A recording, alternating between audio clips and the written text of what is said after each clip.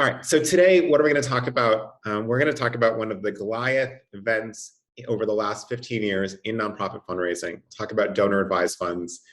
Before we get into what do we do about it, we're really going to dive into how did this happen, right? How did we get here? Because understanding that context is going to be super important for taking advantage of it. Relatively controversial topic. We're mostly going to sort of tell you what's happening as opposed to sort of taking deep ethical stances one way or another, but feel free to offer your own opinions in the chat. All right, this event, like many of these, is now approved for 1.0 CFRE credits. This is professional development for you. We know that a lot of your budgets have been slashed here. So my colleague Simone every week puts a ton of effort to get this into the CFRE system in time to get it approved before this happens. If you've seen some of the other webinars, or if you're just, we have a whole page that's, I think, something like webinars.freewill.com. Or freewill.com/webinars. And you can go back and watch any of those, and they're all good for 1.0 CFRE credits. We will drop a question survey in the chat at the end. Please fill that out to get credit, and we'll just keep a list. So that's what's happening there. So agenda today, you don't have to read all of this. Big things to know is that the recording and the slides will be sent around later today. So if you'd like to take notes, feel free. If you'd like to sit back, feel free. If you think, wow, I really wish my colleague Deborah was here, you can send it to Deborah after. So just so you know that, going into it, for those of you on the East Coast, it is lunchtime, maybe you're sitting down and enjoying this. Feel free to sit back and learn what you can. Obviously, the West Coast is a bit earlier. All right, so intros, I've met so many of you in person or virtually, but my name is Patrick. I'm really lucky to be the co-founder and co-CEO of an organization called FreeWill alongside Jenny, who's the best. FreeWill team is now closing in on 180 people, which is a little bit wild and pretty surprising to me, but really fun. Really great, amazing, diverse, lovely team. And we passed $5.3 billion in terms of total giving as of this morning. So that's really, really exciting. And a big congrats to folks at FreeWill who are listening in today. Okay, one thing we like to do is give away books as a big thank you for joining us. And so we'll give away 20 of this book. It's a book called Americana. It is a 400-year history of American capitalism by Bu Srinivasan. And this book is sort of a fascinating look at how the American economy came to be in the way it is, which obviously does a whole lot for shaping the world economy. It is written at an extremely accessible level. So a lot of great books on economics are extremely esoteric. I don't know if anyone tried to read the book called Capital, which got really big a few years ago. I made it 30 pages in and then just had to cry uncle. This is sort of the opposite of that. It's really, really thoughtful, really clear, and quite interesting. And as we talk about donor advised funds, it's really an outcropping of sort of the evolution of American capitalism, and a lot of our tax system and a lot of our philanthropy sort of ends up being really shaped by this. And so it's a really, really interesting thing.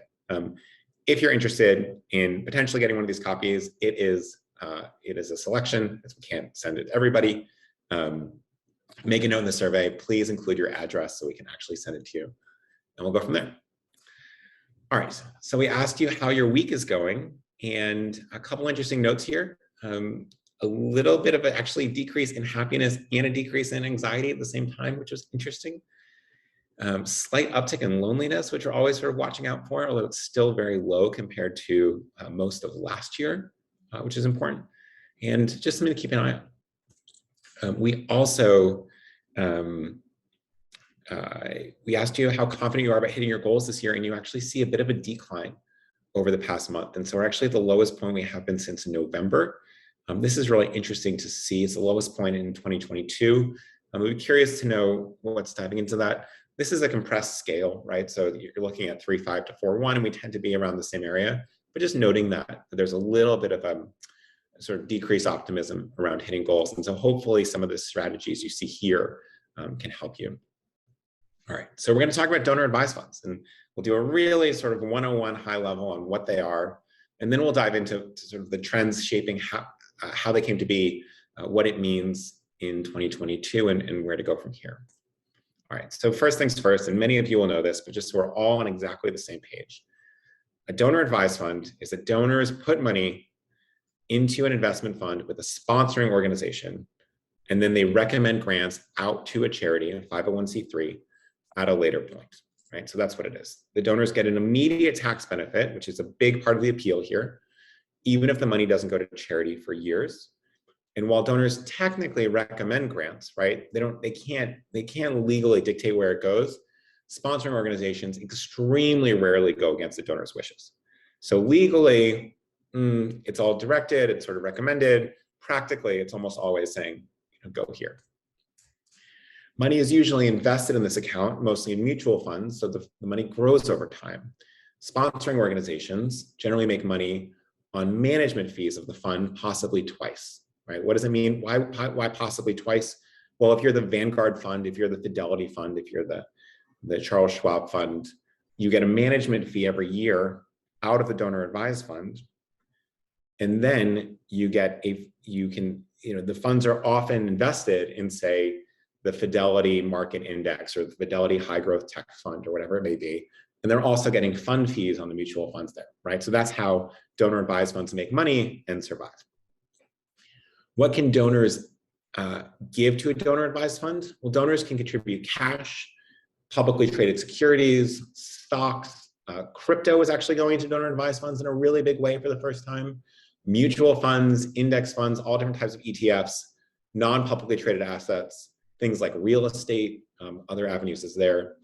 Many DAF sponsors require minimum contributions to open one, maybe $5,000, maybe $25,000, but this is actually shifting, right? So the two of the largest DAF sponsors, Fidelity Charitable and Schwab Charitable, now have $0 minimums, right? Some community foundations tend to have higher minimums. So that's shifting. And so what it means is that these are becoming more and more accessible to ordinary folks, whereas if we were having this conversation a decade ago, the people with donor advised funds would be significantly wealthier on average than they are now. Doesn't mean those wealthy people left, just means that more and more people are joining. By the way, we are sort of constantly taking questions. There's a Q&A box that you'll see on top of the chat. Q&A box is where to put questions. Everything will get lost in the chat with so many people. So there are three types of sponsoring organizations when we think about donor advised funds, and there may be others, but these are really, really the big ones. First one, oldest, community foundations. These are independent organizations created in a local area. They're almost always geographically focused, and in some cases they're religiously focused as well, or religiously and broader focused, but that's what that looks like. And then national DAFs, who are sort of the 800-pound gorilla here. These are charitable arms of financial institutions like Fidelity and Schwab.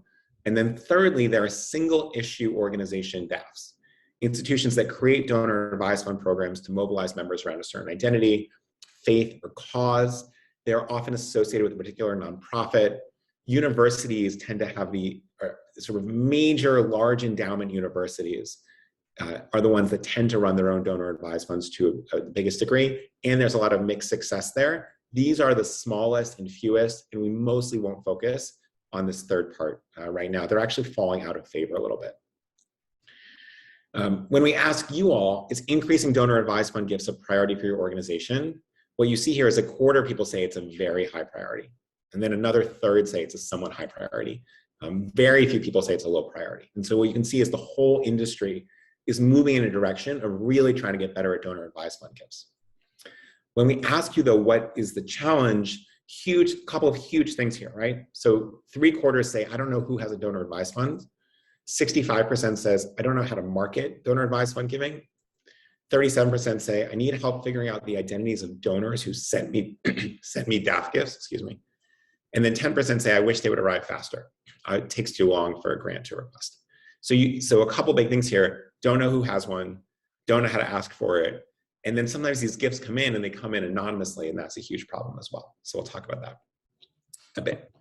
When we ask you how confident you are in this, so the average is 2.9. 10% say I'm a 1. I have no idea what to do about donor advised funds.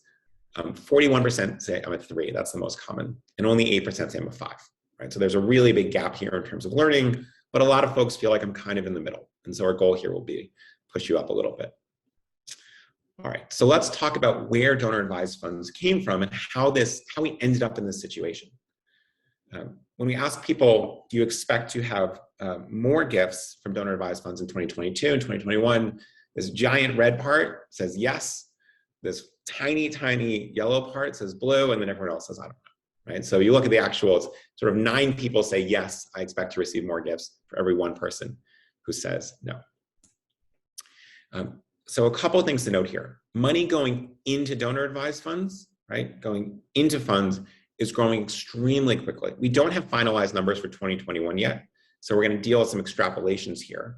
But if you look at this, I mean, just overall flows almost doubled from 2016 to 2020. Yes, there was some pandemic-related giving, but even in 2019, it's massively higher than it was in 2016. This is only a 4-year period. We would expect that money into donor advised funds is crossing $50 billion in 2021, or has crossed, and may even cross $60 billion in 2022.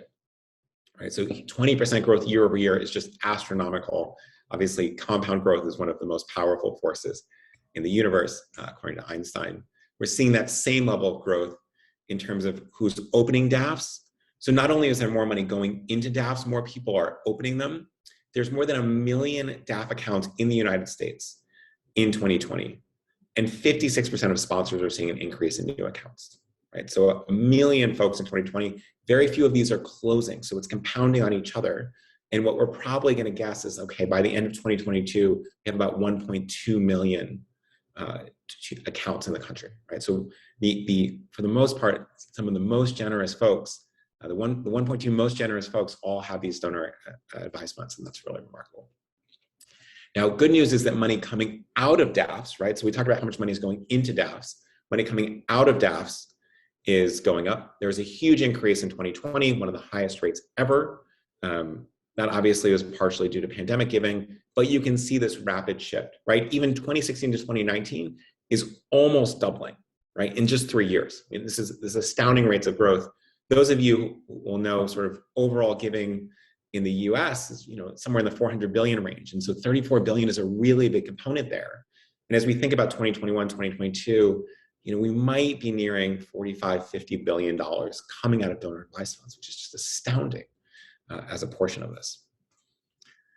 So 4 times increase in the last decade, right? 4x increase in the last decade. In 2020, the last year of data available, $34 billion went to nonprofits.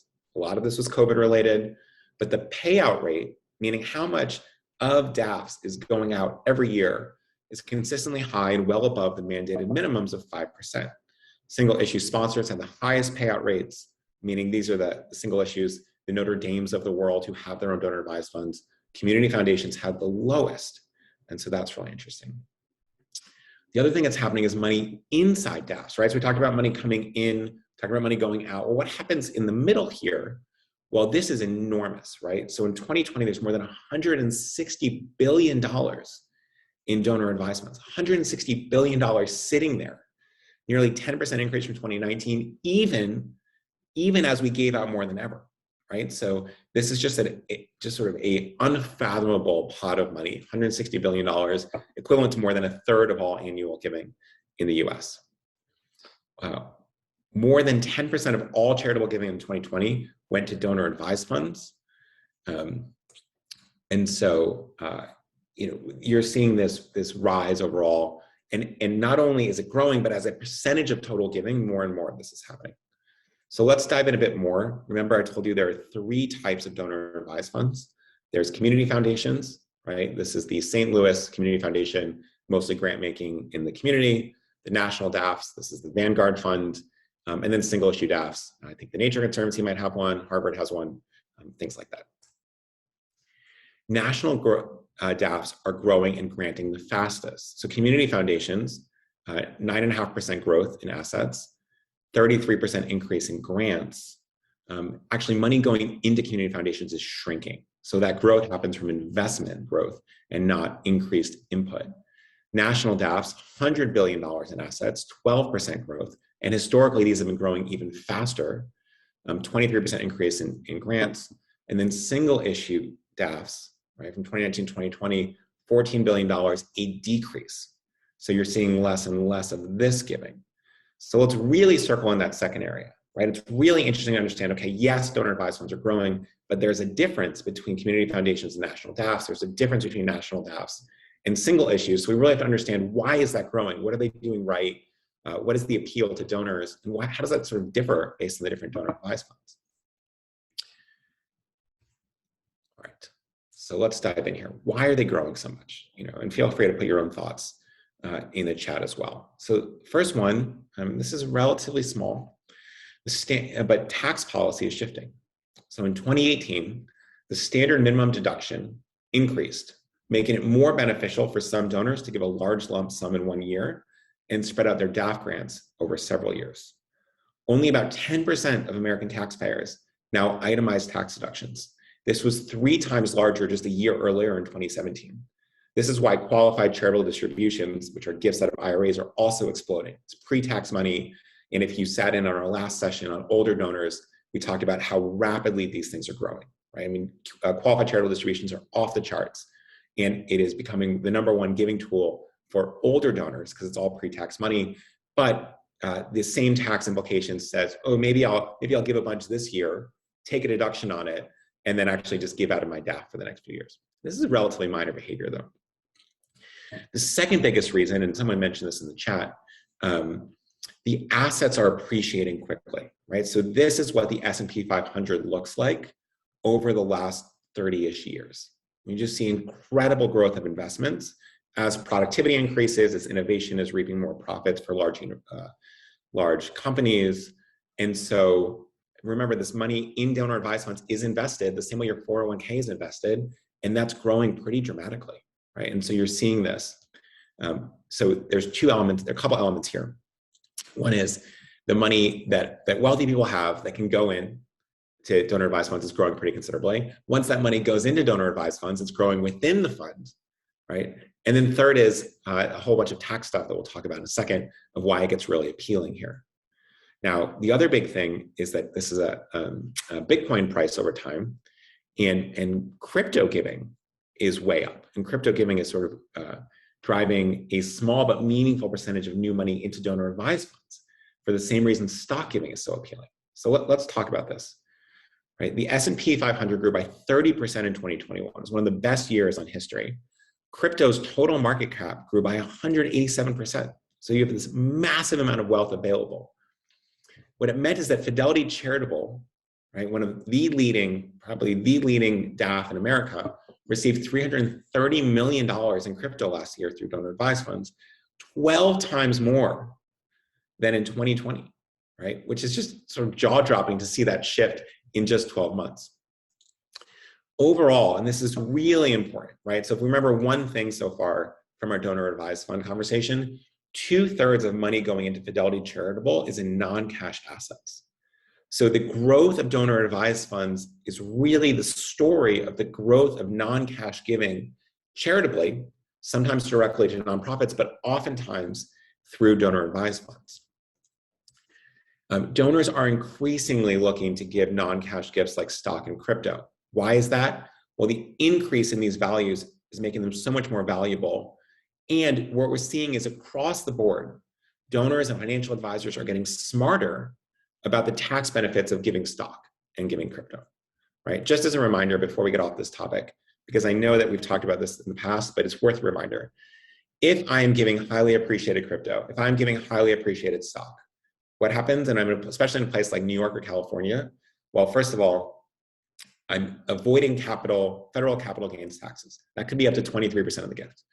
I'm avoiding state income taxes on my capital gains that a lot of state income taxes charge, right? So the top marginal tax rate in California is 13.3%, and that will get charged on capital gains. So we're already at 36%-ish. But on top of that, by donating stock or donating crypto, I'm getting a federal income tax deduction for that. And in some places, I'm getting a state income tax deduction on top of this. So these things just sort of stack on each other, which is where you can get up to 70 cents, 80 cents on the dollar for highly appreciated assets. It's really remarkable. And it's why more and more of this stuff is moving into donor advised funds. And so a lot of the story is that these folks make it super easy to give non-cash gifts. And that's why they're growing so quickly. I mean, we've shared this in the past, but there's all this other academic research that shows that the organizations that focus on non-cash giving actually just grow way faster. And donor advised funds turn out to be not an outlier there. They're actually the epitome of that strategy. It's part of the reason they've grown so quickly. So we mentioned this, the the DAFs and community foundations, single issue orgs are adding fewer accounts, but the national DAFs are acquiring donors at an accelerated rate. So they must be doing something different to be driving growth. Why are they doing so much better than your local community foundations? And the answer, as we talked about, is that they make it super easy and intuitive to give stock and other non-cash gifts, right? That's probably the number one reason. The second reason is they do a really good job of coaching financial advisors to open up accounts there. Many have also removed the minimum account required to fund an account, making non-cash giving more accessible, which means that 2/3 of everything going into these DAFs, which is fueling enormous growth, is non-cash assets. Even as we sort of get to smaller donations, remember we talked about there's 1 million donor advised funds now, which means there are a lot of people there who you wouldn't think of as sort of massively rich. And yet what's happening is they're really opening the door for all this non-cash giving across the board. And then the folks who are sort of, not yet wealthy, but have some of these tend to give more and give bigger over time. All right, so let's pause for a second and talk about some potential legislation on donor advised funds and how this might shift. There's something called the ACE Act, introduced in June of last year. It's called Accelerating Charitable Efforts, ACE Act, right? Hence the cool picture. Bipartisan act led by Senators Grassley from Iowa and Angus King, who's independent from Maine, caucuses with the Democrats. And so it's probably a little bit more likely to pass. The purpose is to reform private foundations and donor advised funds and making sure the assets going into DAFs get distributed more quickly to charities. What would it do? It would establish qualified versus non-qualified DAFs, where qualified DAFs require a payout within 15 years of the contribution date. Second, it changes the income tax deductions available for DAF contributions.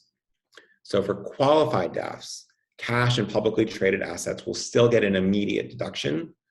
Non-publicly traded assets won't until the DAF sponsor sells them, right? So this will make a little bit of a decrease in things like private shares of stock or real estate or things like that. You won't get a deduction until it's sold.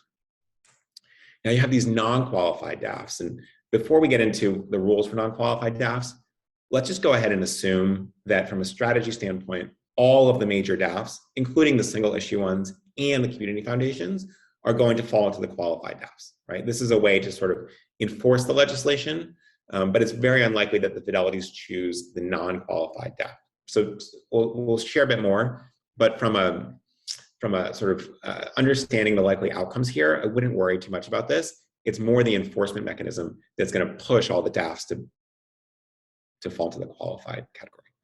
So one, no deductions for cash contributions until they're distributed, right? So you actually sort of take away the benefit of a DAF. No deductions for property, stock, real estate, et cetera, until it's sold and distributed. This means they're less likely to be used as tax havens. They give no immediate tax benefit. Pretty unlikely that these non-qualified DAFs are going to show up, right? They'll fail pretty quickly because there's no actual use case for a donor to use them. What does this mean? What's going to happen if this passes? Well, with more restrictions on DAFs and fewer immediate donations, donors may see some greater tax benefit from giving directly to charities. This is particularly true for things like private stock, but we're going to see complex gifts like stock or crypto, especially, more likely to go straight to charity as DAFs become less useful for taxes. Now, this is really interesting, right? So those of you that have heard us talk about crypto before, crypto, right? Remember, let's go back to this for a second. So we mentioned cash and publicly traded assets. This bottom line here will still get an immediate deduction. Okay, so that's really interesting. What does that mean for crypto? When we talk about crypto, the government doesn't treat crypto like a security. It treats it like property, even though there's a real-time price for Bitcoin all the time. And so in this world, crypto is going to fall into the category of real estate, of boats, of privately held stock. And so until it's granted, you're not going to get the benefit. And so that's really interesting as well. And we'll see if that shifts more crypto giving away from DAFs and towards nonprofits. Remember, 60% of funds going into DAFs are non-cash assets. And so this is going to be a really important play here. Okay, so now we have a little bit of background on how did where are DAFs going, where have they been, and how do they get there? Let's talk about what it looks like to actually secure more DAF gifts. First things first, a lot of you said, I have trouble understanding who has a DAF. So let's talk about understanding DAF donors and understanding their psychographics. So DAFs are relatively new to you, right? That's why a lot of you are 3 out of 5. That's why a lot of you are here. That's okay, they're new to us. What it means is that they're also new to your donors, right? Your donors are not professional fundraisers. They have a new DAF. They don't necessarily know how to use it in the same way you're not totally familiar with every in and out of it. And so what it means is there's a unique moment right now, the next few years, to shape behavior for decades to come.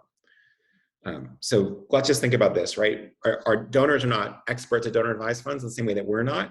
So there's a lot of opportunity here to shape behavior and normalize things that will then repeat every year for a decade.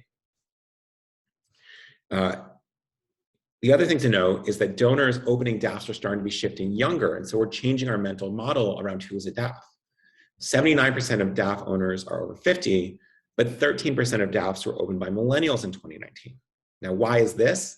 Part of it is that workplaces are adding DAFs as a perk. So you can direct a bit of your paycheck into a DAF, and more sponsoring organizations are offering low or zero minimum contributions to really attach themselves to some of these donors.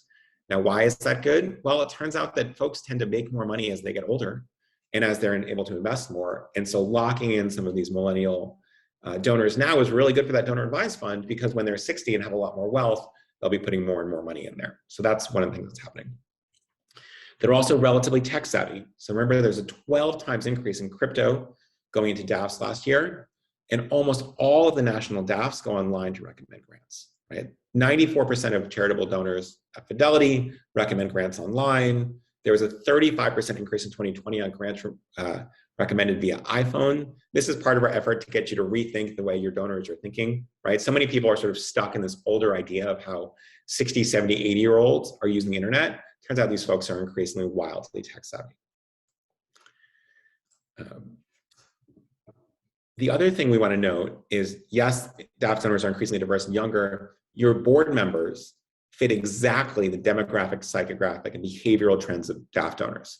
So you want to be making a list of past board members and calling to check on them and make sure to ask whether they have donor advised funds. I mean, it's so interesting to me how much effort is put on existing board members and how little effort tends to be put on past board members who obviously have an enormous affinity for your organization, even though they're no longer on the board, right? So you don't have the mandate, but these are people who are used to giving you or get large gifts, and yet we sort of let them fall off a little bit often when they've dropped off the board. And so these are the people that are most likely to have donor advised funds and a really good check-in point. If you don't have an active list of living past board members, that may be your to-do for the week. I mean, it's such a great pool of potential donors who are going to give large gifts, and they're going to fall into this category.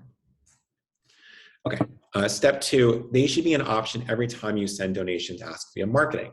And so on your donate page, this is one of the biggest things you can do for DAFs, is give from my donor advised fund link on your donate page, or a checkbox. I have a donor advised fund and would like to learn more about giving to this work. Every survey that you're sending, ask if they want to know more about giving out of donor advised funds. This is really, really, really important. And the gifts that you're getting from the same donors, if you get it out of their DAF, is going to be much larger than the cash or the credit card they were going to give you. In every major donor conversation, same things. You can use language like this. Many of our supporters give out of a donor advised fund. Would you like information on how other people are using their DAFs to make a bigger impact, right? This is money that's already been pre-committed. It's much easier for someone to give out of a donor advised fund, and you can share it in this warm way without saying, hey, do you have a donor advised fund, if that feels like too much for you. Always helpful to develop one or more DAF donor stories if you have it. So when someone gives you a gift out of your donor advised fund, think about asking them, hey, can we feature you? Or you can even say, hey, can I tell this story, but tell you anonymously, right? We can say, look, an alumni from 1983 just made a huge gift out of her DAF. This is the result. I'm stunned repeatedly how many CRMs don't have tags for people who have a donor advised fund. So every time you have folks in your survey, make sure you're tagging and you have this list. This is a really good pool of folks to call for emergency funding, for anything else. If you have to, because your software hasn't caught up yet, repurpose a different tag. Pick something you're not going to use and say, look, everybody, this means donor advised fund donor, and make sure you have it. if you are close with your nonprofit software provider, please make sure they actually create a tag here. It's one of the most important pieces of information you can have. When you are doing this, when you are putting information on your Ways to Give page or something else, you need to make sure to tell your donors to let you know separately. So you can use language like this. When you make a donor advised fund gift, it's quite possible that the sponsoring organization will not share information with us. Send us a note at this email address or fill out this form or whatever you need to when you've made a gift so we can make sure to thank you and ensure the gift gets where it's intended. Most donors do not know that oftentimes their information is not shared. And so you have this disconnect where I just gave you a $20,000 gift and then I've heard crickets from you and I'm angry and potentially won't give again because I haven't been thanked for the largest gift I've ever made. And so this is a real issue that's showing up repeatedly for folks. All right. When we think about how to navigate national DAFs, best example is don't, right? So these folks have a very inactive role in recommending nonprofits. They are not seen by donors as philanthropic experts. A lot of people say, how do I reach out to Fidelity? How do I talk to Chair Schwab? And what we say is this is probably a poor use of your time. You want to focus instead on cultivating supporters and donors. They are the ones making the decision here. You do want to make sure your GuideStar profile is up to date. This can be a resource used by the national DAFs, but on top of that, they're not going to actively promote various folks.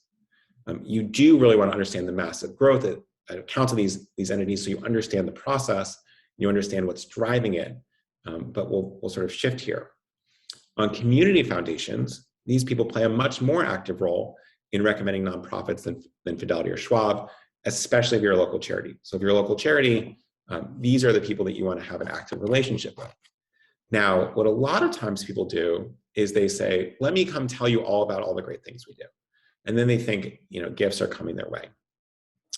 Instead, what you should do is be proactive now, set up a coffee or a tea or a Zoom call with the foundation staff to understand what are you looking to fund? What are your major donors looking for so that we can come back to you when we have a funding opportunity that fits that theme, right? And so once you know, okay, we've got 4 major themes and this donor is really interested in this type of investment, A, you won't waste your time pitching something they don't care about, but B, when something like a program comes up, you can say, oh, this might be a really good fit. Why don't we bring it to the community foundation, potentially this donor, and really align that way, right? So really sort of being a little bit more of a listener and an empath with the community foundation as opposed to just selling them will actually get you a lot farther. Sharing projects and funding opportunities instead of simply by your organization, thinking a lot more sort of discreetly as, hey, we need this thing, would you consider funding it? All right, so that's some of the sort of intermediate steps on donor advised funds, and many of you are taking those already.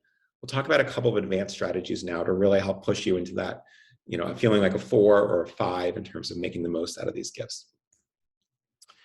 First things first, suggesting recurring gifts is really powerful, right? Many donors do not know that recurrent donations are an option from DAFs, and here's some of the language that you can use, right? Because we need to sell it as recurring gifts are a win for donors. One of the biggest barriers to even more impact is that we often don't have certainty about how much money will come in during a given year. Many people, not you need to do this, but many people choose to make a recurring gift because it allows us to plan more thoughtfully and make the most of their donations. You can always cancel it if you change your mind, right? So you always have this choice, and donors sort of feel a loss of control. You can counteract that with the canceling messaging, but making it clear that you are someone who wants that impact. This is a way to have even more impact with the same amount of money by making it recurring and predictable. Number 2, ask about beneficiary designations. So many donors do not have beneficiary designations for their DAFs. Here's some language you can use. One thing I've seen is that many of our donors forget to add beneficiary designations. You may already have thought of this, but just in case I want to raise it, would you like me to talk through some of the options? This is really important because the entire donor advised fund, right? There's $150 billion in donor advised funds. That money can all go to your organization as part of estate planning if someone passes away. And when we do the sort of plan giving work internally, there's a beneficiary tool and it includes options like this so that people can allocate their donor advised funds upon their death to an organization, and you don't have the issues of it getting divided up with kids or anything else because obviously it's already allocated towards charity. So it's a really good avenue there. We think that this is sort of an exciting pathway over the next decade, decade and a half. 3, remember matching gifts. A lot of nonprofits forget about this, and they're just leaving money on the table. Many donors do not know that many employers match grants from DAFs, but not donations to DAFs, right? So there's no match to Fidelity, but there's match when it comes out. And so here's some language as well. Thank you so much for your grant. You may already know this, but many of our supporters don't realize that they can get their donor advised fund gift matched by their employer. Does your employer do matching gifts? So if you're getting a DAF gift and you're writing a thank you note, you really, really want to include this so that someone can potentially double their impact without any additional cost in them, and that's valuable. All right, and then one final note here is you really want to get great at non-cash giving, right? How do we get really, really good at DAFs? Like, what is the, sometimes people ask, like, what is the killer strategy to get donor advised fund gifts? And here's what it is. Remember that 2/3 of all funds going to DAFs are non-cash assets, and they're primarily stock, a little bit crypto. DAFs make it particularly easy to give non-cash gifts, which is largely responsible for their massive growth, right? That's the reason they're so much bigger than the largest nonprofits in the country. If you can make it easy and accessible for donors to give you stock or crypto or other things, for the most part, they will skip the donor advised fund, but they don't know and you haven't really actively pushed. Whereas the moment you sign up for a Fidelity account, they say, great, first things first, let's think about stock giving, let's think about some of this other stuff.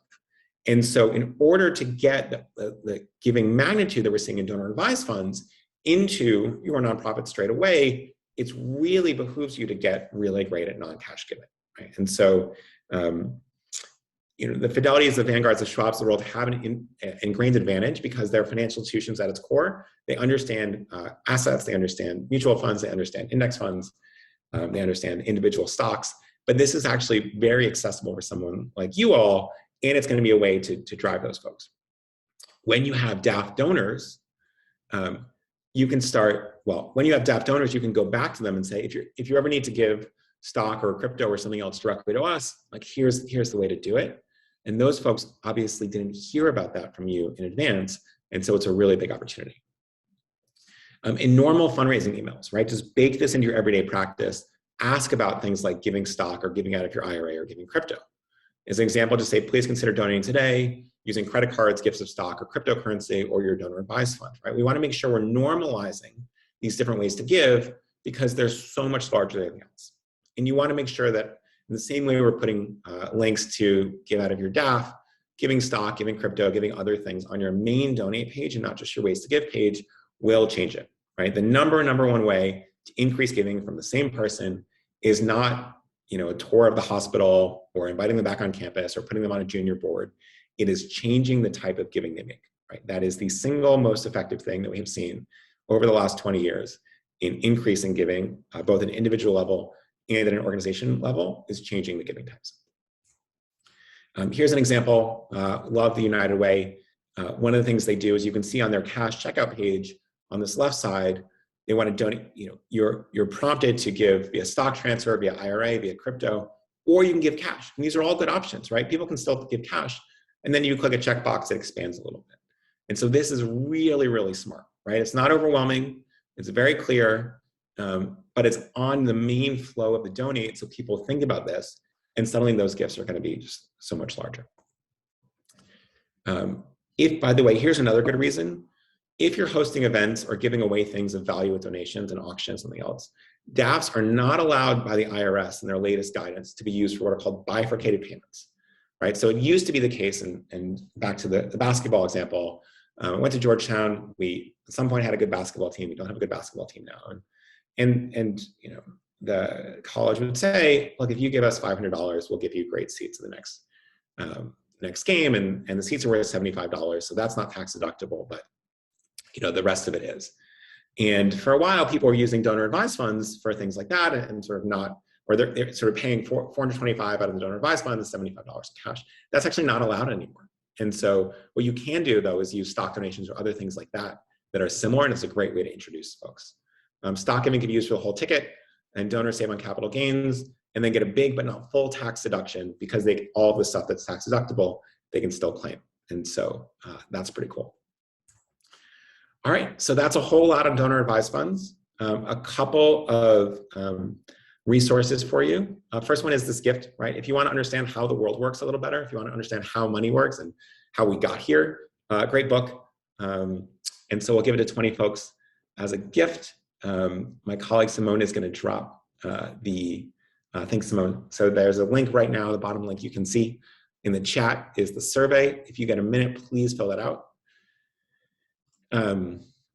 Just make a note in the survey if you'd like to send you a copy and tell us where to send it, obviously. So do that. The other thing, if you can make a note in the survey, we have a whole Donor Advised Funds 101 guide, including everything you needed to get started on fundraising. This might be a great resource for you. My guess is there's also some newer folks at your organization who could really benefit from this. So feel free to use it and obviously share it internally with folks who didn't make it. Just make a note in the survey if you want to receive that. And then a couple of things that we're really excited about also in the survey. The estate planning tool that FreeWill has built, which is free estate planning, really big focus on charitable giving, has actually now become the #1 estate planning tool in the United States, surpassing LegalZoom, which is sort of crazy.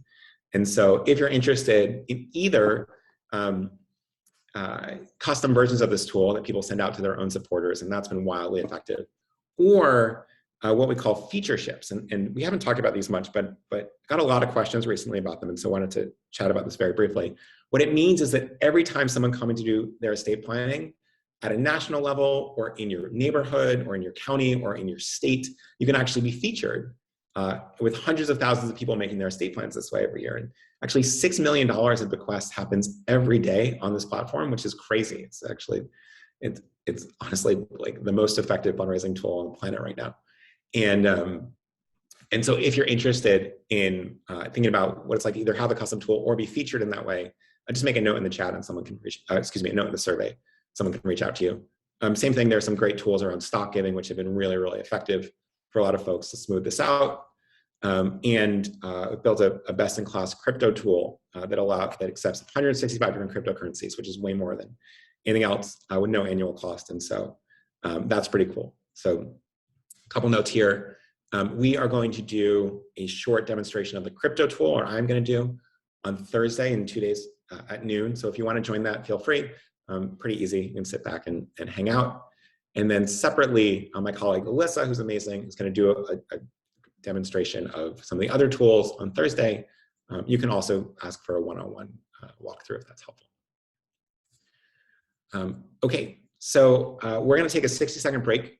I am going to drink a little bit of tea to rescue my voice, and I'm going to read through all of the questions that you all submitted so we can batch them into some of the most important stuff, and we'll answer that. Please, if you don't mind, take this break to fill out that survey.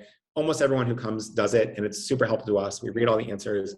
We look at themes that we should be improving on, but also what we should be researching and presenting on in the future. So please take a moment to do that while we check out some of the questions.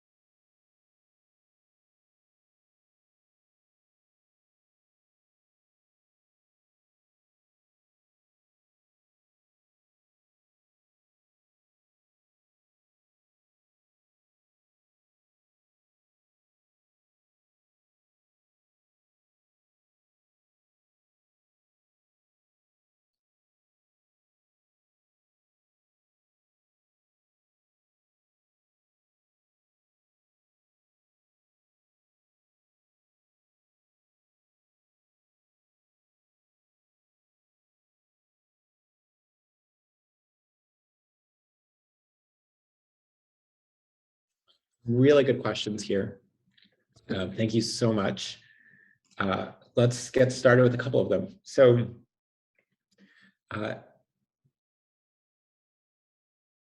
Maureen asks, what happens to the growth in a DAF? Does the donor get to control that amount as well? Yes. So that's a big appeal, right? You can put in $1 million and eventually it grows to 1.3 million with investments. And that allows for the donor to give away 1.3 million. So that's sort of just a simple question. Hopefully that answers it. What is the range of management fees of DAFs through for-profit companies? Is the fee generally lower than community foundations? It does tend to be lower, partly because there's so much assets under management that they can sort of amortize their costs a bit better. Community foundations are a bit more expensive. In part, remember, the financial institutions can be making money twice, right? One is on management fees of the DAF, and then two is management fees of the mutual funds that the DAF invested in. So that's why they're a bit lower. Gideon asks, why would a university run a DAF? And why don't they just take people's money as a donation from their side or the donor side? It's interesting. It's not that common, but it's more common among what you think of as elite, extremely well-funded universities. I believe that Columbia has one. I believe that Duke has one. I believe that Notre Dame has one. I think Harvard has one. I could be wrong here. So if you're at those institutions, feel free to correct me. And a couple of reasons they would do it. One is they already have really strong relationships with these donors. And so they'll say, hey, we can help you do this. We already work very closely together. Two, they can say, we'll invest it alongside our endowment team. And some of these people have very impressive endowment investors. And so that's an avenue. The third is that the university says, we'll create a DAF, but there's two approaches here. Some of them say 50% of the money has to go somewhere at Notre Dame, right? Any one of many programs, but 50% has to. Everything else can go to your church or your synagogue or your local nature conservancy, whatever. Or some people say, give whatever you want, but because all the money is sort of centered in a Columbia DAF, it ends up going predominantly to Columbia anyway. And so even without the restriction, they get more money in the first place. So for most of you, it's probably too cumbersome to run. You need an investment team. Not reasonable. If you have more than $1 billion endowment, that might be a sign that it's something you could do. All right. Other questions. Do we need to receipt a gift from a DAF? This is what Hilda asks. Hilda, it is common to write thank you notes, but you do not give tax deductible receipts from a DAF, right? Because the donor's already gotten a tax benefit when giving to the DAF. Therefore, you don't end up doing that. So great question.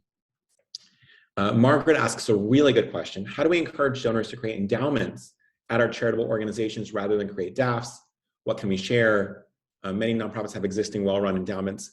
I find that these sort of lasting donations are deeply under-marketed, right? The idea that you can fund a scholarship in perpetuity or for 50 years is not commonly mentioned. And the longer time horizon can be part of the appeal of donor advised funds. And so you might want to think about, right? This is true in planned giving, it's true in some other stuff. Think about how do you actually talk about a gift that is renewing and giving in a way that has some of the appeal of donor advised funds. Okay, other questions. What are some ethical ways that we can thank donors who give through a DAF grant? Giveaways, free events, personal notes, etc. So really important point, right? You get a big gift from a DAF donor, you're not allowed to give things that are significantly of value, right? What does it mean? You can put them in a naming society. Things like naming rights don't count as of value, as far as I know. Personal notes, thank you. Small tokens are fine. The IRS says that's okay. You just can't give, a beach vacation, anything of sort of significant marketable value. So it's a good question as well. Okay, other good questions. Is a distribution from a DAF that was originally a crypto gift, does it come out of cash or does it come to crypto? Almost always it comes out as cash. So donor advised funds tend to liquidate anything and only send checks. It is very rare, and I don't know of any instances, but someone can correct me, where someone will put something into a donor advised fund and then give the asset away. It's almost always liquidated by the donor advised fund, and then US dollars go there as well. All right, and then maybe one last question here. Nancy says, can you fulfill multi-year pledges from a DAF? Complicated? The short answer is yes. The long answer is your DAF can't say it fulfills the pledge. And so you usually have these verbal communications. It's a little bit of a weird thing with the IRS. And also I think there's different mechanics of pledges where, there are some pledges that tend to be more informal and that's generally more permissible. Things that are contractually obligated because the DAF isn't you. But generally what happens is I'll call the charity and say, I'm going to, make the next payment out of my DAF, and they'll say, great, we'll waive the $1,000 from the pledge. And so you just have this conversation, and in practice, that's there. So, all right, well, let's pause there and give everyone about 5 minutes before your next meeting or your event. Last thing to note here is our next session is in a few weeks. On April 12th, we're going to talk about how to engage millennial donors and secure major gifts. Millennials are rapidly sort of coming onto the world stage as major donors for the first time. This wasn't true 5 years ago. And so we'll really dive in to understand how they're operating, how they're giving, how vastly different it is from some of the previous generations. And if you get a chance, I would love to have you join. You can RSVP to that, I believe, in the survey as well. So if you need anything at all, feel free to shoot me an email. But just a big thank you for coming, for sort of pushing your own your career and your organization here forward by learning more about this sort of massively important issue that is relatively complex. And so hopefully this was helpful. Feel free to tell me it wasn't in the survey or tell us anything, but really loved spending the time with you and look forward to seeing you very soon. So have a great week and see you all on April 12th, if not sooner.